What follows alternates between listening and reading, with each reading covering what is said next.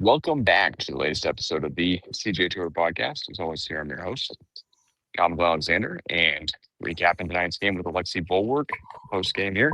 Alexi, what you think? Well, Calvin, first off, it's great to have football back, especially in Stillwater, Oklahoma, one of the better college football towns in America. But a little disappointed, a little disappointed to see our starting quarterback go down as early as he did. The way he looked early on was nice, but we'll dig deeper into the how the game went overall. But a win's a win. First game, you're kind of trying new things out. A lot of new coaches, a lot of new players, a lot of who knows, right? We have a lot of question marks around this Oklahoma State team, but at the end of the day, we got to win. It's really a kind of preparation game. We call this more of like a bye game to be prepared for the bigger games when they come in the Big 12 and such. So I'm happy with it. We won, and I know we'll dig more into the quarterback play and all around game, but I'm happy. College football's back. Oklahoma State kicks it off with a win. We ended the season last year with not winning a Big 12 game. So the fact that we can get a nice W to start off the year, I'm happy with it. Yeah, first win for OSU since last September? It's got to feel good, but man, it seems like it's been a lot longer than that coming. I got to say, in the stadium, I thought Zane Forbes just came into play because it was his turn, not because Hauss got injured. Any information you have to relay about Hauss Hejny and what happened with him? Yeah, so from what I was getting report-wise, he supposedly left the game with an injury. So Hauss, let's see, I'm looking at the latest report on him because I know during the game they mentioned that's the reason he was out. Like there was no reason regarding like just giving Zane some reps. It does appear that he left the game with a lower leg injury or so. Doesn't really say anything else more to that, but they said in the early first half, like he wasn't coming back. So it was pretty known early on he was going to be out. He wasn't coming back in. This wasn't a first quarter, second quarter, third quarter, fourth quarter, like back and forth kind of play. It sounds like he actually got hurt, but to the extent of the injury, what it was exactly, and how serious it is, I'm not getting anything on that right now. But that's what we heard from the first half, at least as to why Hauss left the game early. Gotcha. Thanks. All right. Well, I have two main takeaways. One, I'm hoping that this was a very vanilla offense.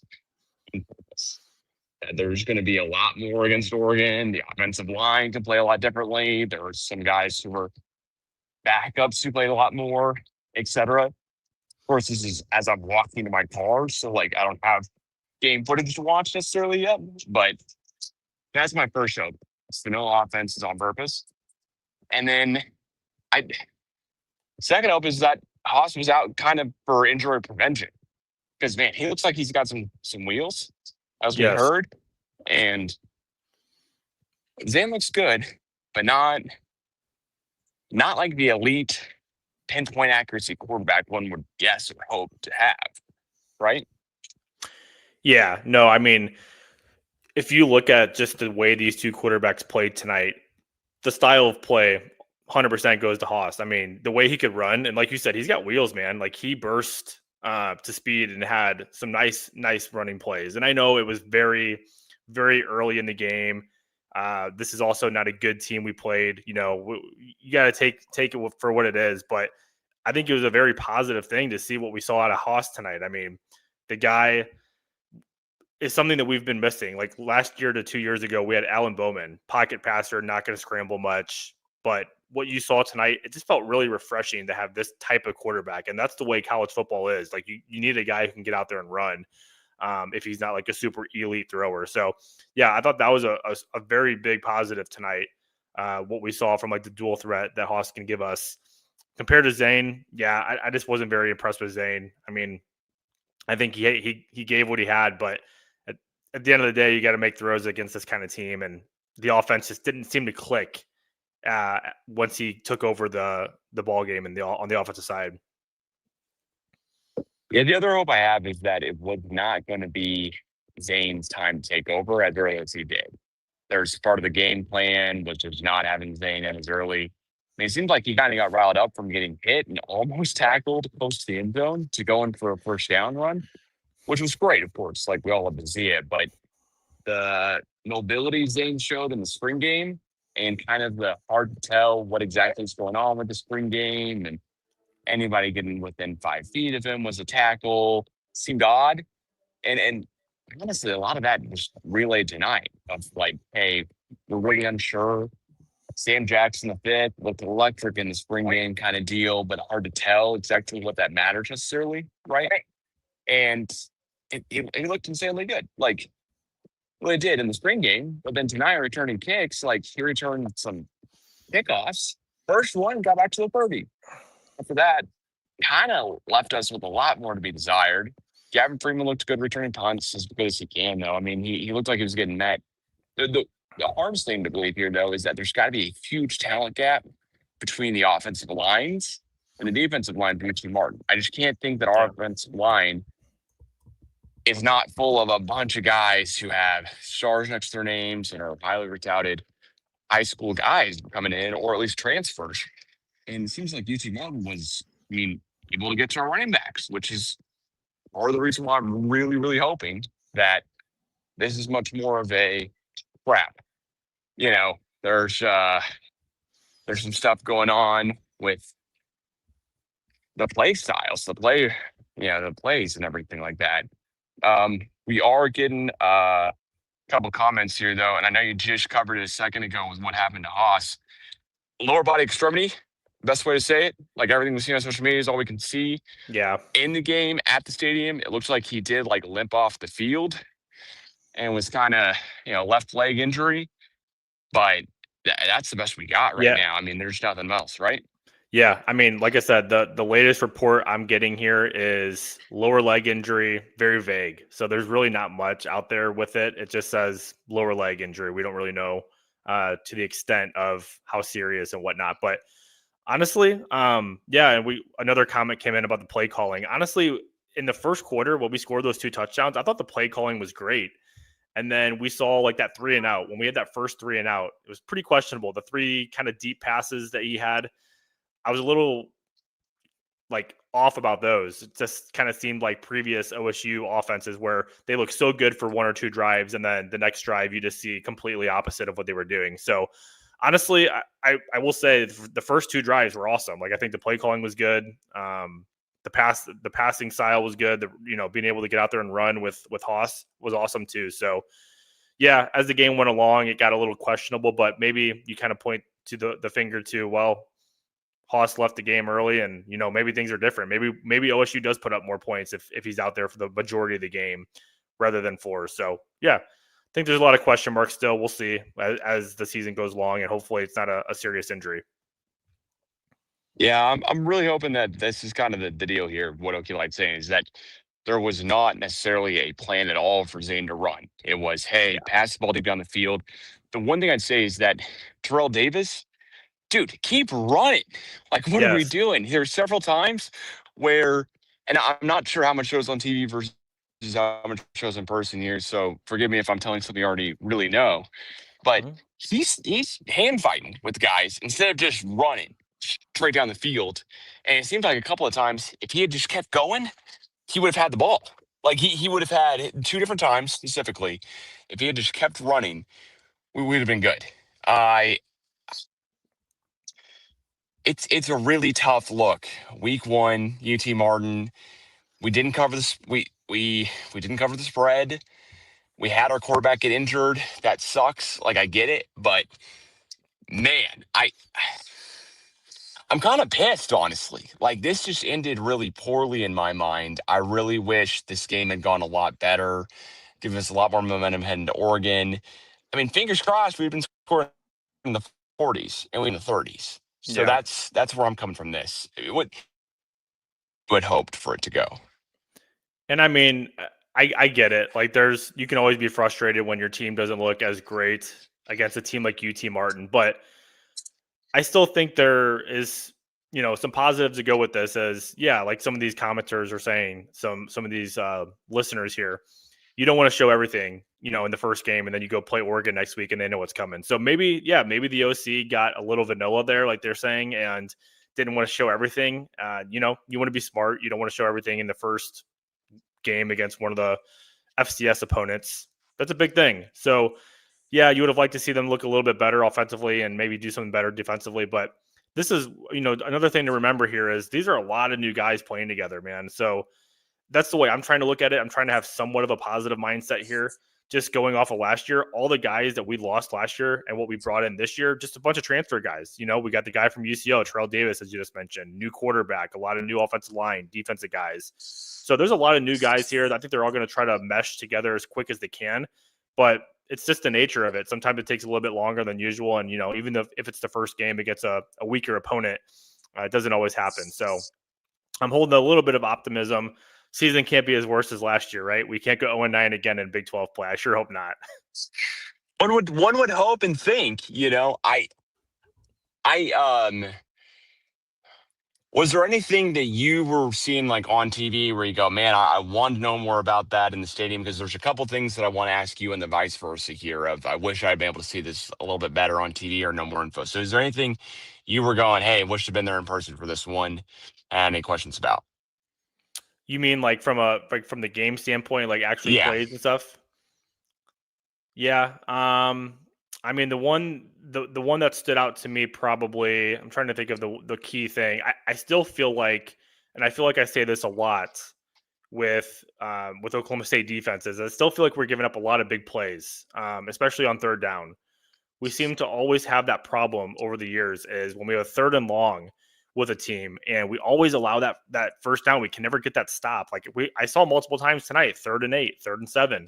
And against a team like this, I do feel like you need to get those stops. Like this is the time that you need to be better, you need to be improved, and you need to be making those stops. And it's kind of like the story of it's been the last few years is they can never do that. And so that stood out to me. I mean, I didn't see any difference in those type of games. So I don't know if you noticed that too, but that's just one of the main ones that I remember.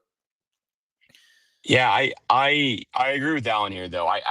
This offense either was on purpose very vanilla and an homage to Dunn, or there's a lot more questions to be answered next week against Oregon. I mean, the thing that's good is that, hey, we played on a Thursday. Our starting quarterback went down. We've got a couple more days for him to rest and get better than it would be if the game was on a Saturday. Great.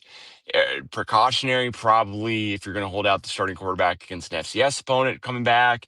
When you do have a guy who was competing for the starting job until today, when he was officially named the starter, right? By, or last night, depending on what you want to say. But on the other hand, playing devil's advocate, man, you would just really hope that this team, like, this would have been one heck of a thing if we had been able to score 50, right? Yeah. Like, you and I would have been going, hey, put up a 50 burger, pretty sick, let's go Pokes. We would have been like touting all over social media, sharing all the Instagram posts, etc. This one's much more of like okay, all right, the Pete Thamel pistols firing, whatever it is, update of how Hauss is doing is going to be a real big indicator of how I feel the rest of this week and kind of going into that Oregon game. So Yeah. a lot of it for me is, hey, is Hauss going to be okay or not? And before tonight, I would have gone, it shouldn't matter. We'll be good. And then I will say, like, if Terrell Davis like keeps running on 2 passes instead of like kind of hand fighting with the DB, I think he probably gets the ball. I don't know if that leads to a touchdown or not. I don't know if that means it's 35-7 versus 27-7. I will say 2 things. One, we were not good at stopping their run on third downs. Like we were just not. A lot more to be desired there. But 2, they scored 7 points and they only scored on one crazy, lucky pitch back, pass back, lob ball, 39-yard deal to, I mean, like, we tried to run something like that at one point. Sam Jackson fifth was holding the ball with his, right hand there, just kind of out like he was he used to play quarterback for TCU and he's thrown a touchdown in Oklahoma State Stadium. So he knows what he's doing there with the ball. Nothing against him there. But I'm just saying, like, we were looking at doing one of those things. I mean, we were like, maybe we could get something like that going. And just, kind of, it just sucks, So Yeah. I don't Yeah. know. Yeah. I mean, like you said, though, in a way, if we're going to take some positives here, yeah, they scored on that trick play that we just didn't see coming. I mean, if that's the play they score on, so be it. And that's the only points they scored. I guess, I mean, in some way, that's a positive. It wasn't like they ran down the field and scored, 2 touchdowns easily without any hesitation, and our defense was that bad. So, yeah, I mean, if you want to take a positive from that, I'm totally in on that one for sure. Um, other couple things I think we could say is that there's just a lot more questions I have had into the Oregon game. Like this did not answer a ton of questions as far as, hey, is Hejny really that good or is he not? Is Hejny really that good or is he not? This was not like a, hey, we just blew him out, we ran down their throat, we just killed him in passing game. This was kind of like, hey, we beat an FCS team by 20 at home on a weird Thursday night. Like, all right, cool. Like, there's not a much that I want to take away from this in the moment here. Amon Oates was getting double teamed. That's the one thing that I was like trying to take some stuff away on the defense. Like our defensive captain, Oates, he was getting double teamed by their offensive line almost every single play. So, like, if he can get to the quarterback, get through some of these double teams, or just not have to be double teamed every play because we're doing the rest kind of good, then we'll be good, right? And Yeah. like, I'll highlight OK Lights here as well too. Like, if Flores is better than what we saw tonight, which could be the deal, he could have been like, hey, he's gonna come play second half, and all of a sudden we're going, well, we need him in the second quarter, a lot different. Hopefully, I mean, one would hope it's a lot different because it's a 20-point win. But also to say is like we we played well. We didn't play fantastic. And I would hope with like a former 3 or 4 star quarterback in Zane, we'd play fantastic. I would kind of hope it wouldn't be this, but I'm also okay with it. Like, I will go. Oh, we might have lost Calvin there. Might have lost some connection. But we'll see if he jumps back in. He'll probably text me. But I think he was basically just saying, oh, maybe he's coming back in. There he is. All right. My apologies there. I mean, this doing the post game from the car is we'll have a little bit better here next time. I hope. Fingers crossed. I will say, like, at grand scheme of things, could have been a little bit better for sure. Like, things can always be better. We didn't score 80. We didn't set a record against amount of points, but we held them to 7. When's the last time we held a team to 7 or home opener? Probably been some years. Even though we've won 29 straight home openers, that's sick. Love that stat. Love seeing that. Go Pokes there. But hey, I was really, I accidentally refreshed my phone here because I was really trying to scroll up to, I believe, this comment here of, yeah, there are 40 new guys on the team. It's going to take a minute. That's what I'm really hoping this is all like the deal. Like, hey, we're going to take a moment to gel. Every team's going to look a little rusty this season that is coming in with a bunch of transfers. Tech's going to look a little rusty game 1. Oregon, they don't play an easy opponent week 1. They don't play like and absolutely nobody. They do play an FCS opponent, I believe. I think it's Idaho or Montana State. But like, we'll see a little bit. This is kind of a good eye test for us to see, like, hey, how our guys look. Our guys look quick. They look like good athletes. Maybe that's all we can take away. And if so, awesome. Our guys look good. They look like good athletes. Sick. I'm cool with moving on with that. Yeah. Yeah, that's my biggest thing is, I know it's a transition type year. We just have so many new guys after the last year. I mean, you can only hope that we're better off and, better system, better coaches. It seems like hopefully we got the right guys and we'll learn more as the games go along. And if we go to Oregon next week and get blown out, Oregon's a really good team. Oregon's number 7th in the country for a reason. So if that's what happens, it is what it is. Got to hopefully improve and get better so that the next week we take care of business and then Big 12 play starts. That's when it really matters. You got to win the Big 12 conference games, then, put yourself in position to be in the Big 12 championship. Not saying we're going to get there this year, but you at least work that way to get to that point.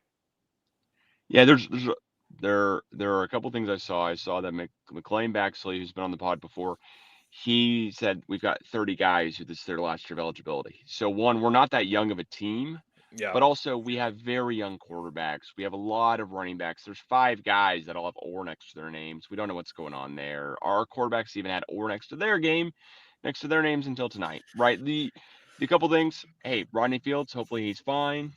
Hopefully we see him a little bit. Looks like he was banged up and just didn't play tonight.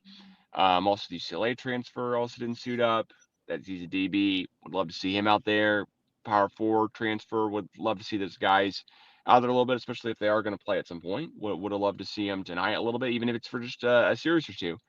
But I think you're right. I think unless anyone's got anything else here, I think we'll kind of give kind of a kind of wrap up here, post game reactions. Coming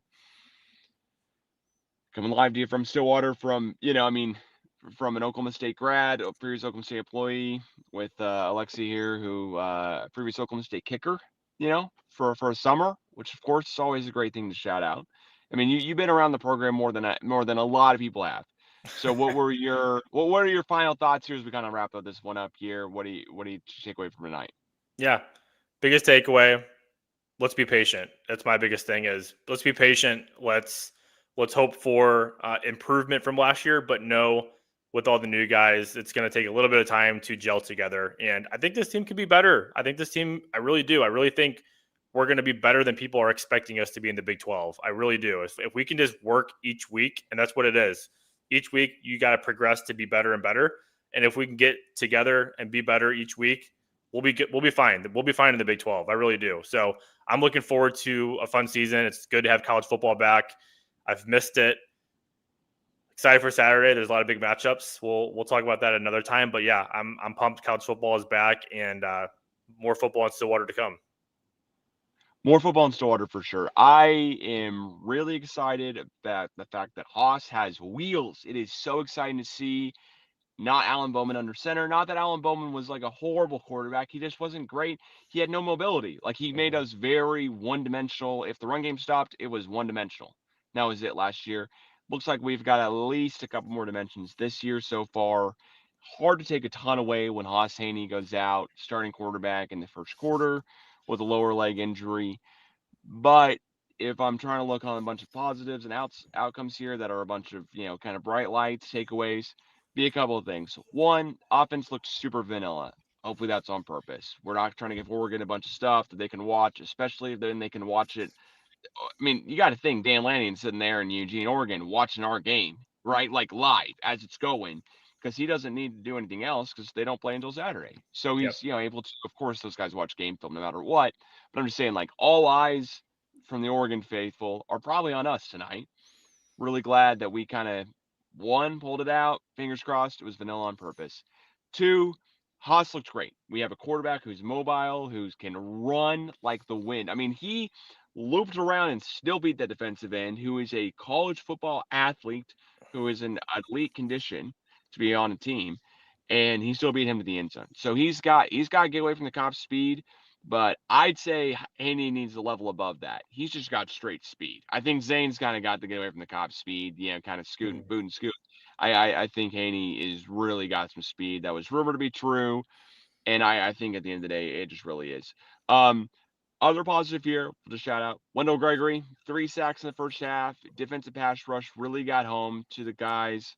That's fantastic. Like, love to see that. Love that we only gave up 7 points on a weird, fluky, trick play. If we given up more, that would suck. If we'd given up a field goal, that would have sucked. There are a lot of things that could have sucked. Like, we were very close to this being a weirdly close game when it was just 20-7 for a while. But at the end of the day, like, we pulled out a win at home with our quarterback going down. I mean, if you had told me, hey, in early July, Haney was named the starter, and then he went down tonight, I'd go, all right, hey, at least we won. The fact that it was a close quarterback competition makes me kind of go, all right, maybe we should have won by more, because it was that close QB competition. Then Saints should have done a little bit more. But everything goes out the window when you have your guy go down who started the game. I mean, just everything does. So, Alexi, thanks so much for joining here on the quick post game recap from the CGA Tour. If you're not already, follow the CGA Tour on all social media. Send us some questions for the next show. All that's linked here at the bottom here in the scroll ticker. That's just going right below my name and everything. Go follow at ABulwark6 on X. give Alexi, of course, a shout out as go follow Deep Pockets, though. Get some bets in. Start winning Let's some go. bets, some Hey. matchups. That's Alexi's deal. Really quick, I took the under tonight in the game, under 56.5.